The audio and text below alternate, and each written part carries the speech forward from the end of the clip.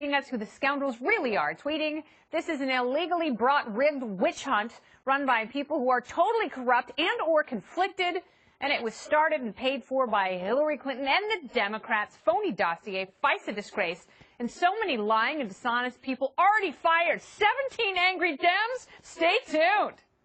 Should the president stay on the offensive or be a little bit more low-key as we've been promised? Let's go to tonight's panel from townhall.com, where she serves as editor. Also a Fox News contributor, Katie Pavlich is here, along with her co-worker from townhall.com, where he's a political editor and co-host of Benson and Harp on Fox News Radio, Guy Benson, and Reason Magazine editor-at-large and Fifth Column podcast host, Matt Welch is here. Welcome, everyone. Thanks for having us. Hi. This is such an exquisite, smart panel. We have to save plenty of time and, of course, get right into it. So what is the president doing right here, and what is he blowing? I don't know what he's blowing per se. I think that Alan Dershowitz is right. A lot of this is happening in the public arena, and in fact, it's sort of one-sided, right? It's all Giuliani, it's the president. Mueller doesn't have a really big public face here, but they're both engaged in a public negotiation. Because think about it, what is the moment that people don't really want to see? They don't want to see, does a subpoena request go to the Supreme Court? Yeah. This is the place where constitutional crisis lives. You kind of don't want to do that. So they're both dancing around each other, trying to figure out, is there ever going to be a negotiated interview? Really, and politics is part of that. Yeah, but I mean, we have been brought to the brink of constitutional crises several times in this modern era. You know, first with Richard Nixon, and again with Bill Clinton, and then with the 2000 presidential election, and now here. So, you know, what would happen if there were, in fact, a subpoena issued and it went to the Supreme Court? Is that why Brett Kavanaugh is such an attractive choice to the president, because he's talked so much about executive deference? I don't think so, because I don't think we're going to get to that point. We might, and our institutions will be again tested, and I think they would again endure if it got all the way to that point. I just think, for now, what Giuliani appears to be doing is exactly what we heard from Professor Dershowitz there, which is they want to optically look open to cooperating. I think President Trump, in his gut, would love to talk to Bob Mueller, because he thinks that he is not guilty of the central charge of collusion, and he wants to sort of show the world, I'm not afraid of this guy. Right. And I think if it were a one-question interview that were televised, and Bob Mueller said, "Are you guilty of collusion?" and the president could just respond to that emphatically. Right. 20 minutes later, he'd be talking about his electoral college total. Yeah. But he'd be all over this, cutting back to Bob Mueller's stone-faced the entire time. The mean, angry Democrats as well. But I do agree, all 17. They're all very angry. 17 of them. But I think Dershowitz was right.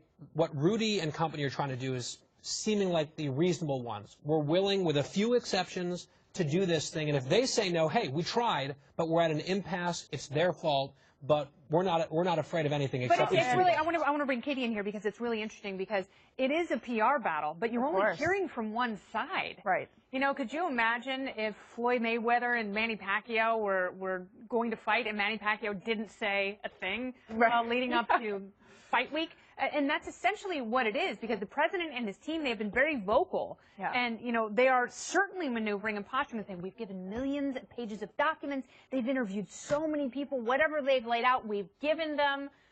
So how does the Mueller team counter that? Well, the White House is certainly taking that to their advantage, because they know, based on legal professionalism, the Mueller team is not going to comment or respond to all of the attacks that are happening on the attorneys that are working on the special counsel or on Robert Mueller himself.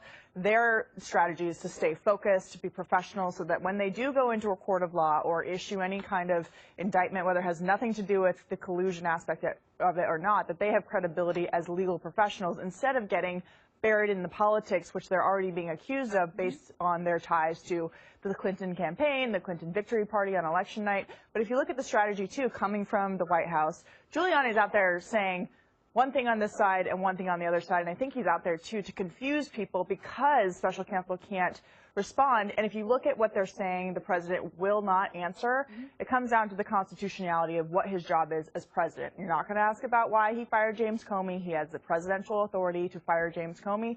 You're also not going to ask about private conversations, a.k.a. executive privilege, between the president and other members of his cabinet or his staff on Michael Flynn. So those come down to issues of what the president's job is. Yes, but it almost looks like I understand that, and you make a great case for that, but it looks to, especially independents on the outside, that they've got something to hide. Here's the problem. They're trying to appear to seem reasonable, and then it's witch hunts and uranium one and God knows what else. That doesn't look like a reasonable thing to anybody except for Republicans or supporters of Donald Trump. And here's where that comes into a problem. There's an election in November. The political climate in which a lot of this is going to play out is going to change. The calculus is going to change. Control of Capitol Hill might change in November, and then that becomes more of a millstone as opposed to something that they can play successfully. Now, we kind of know what the parameters are of this investigation, but I think there are areas where they're so broad.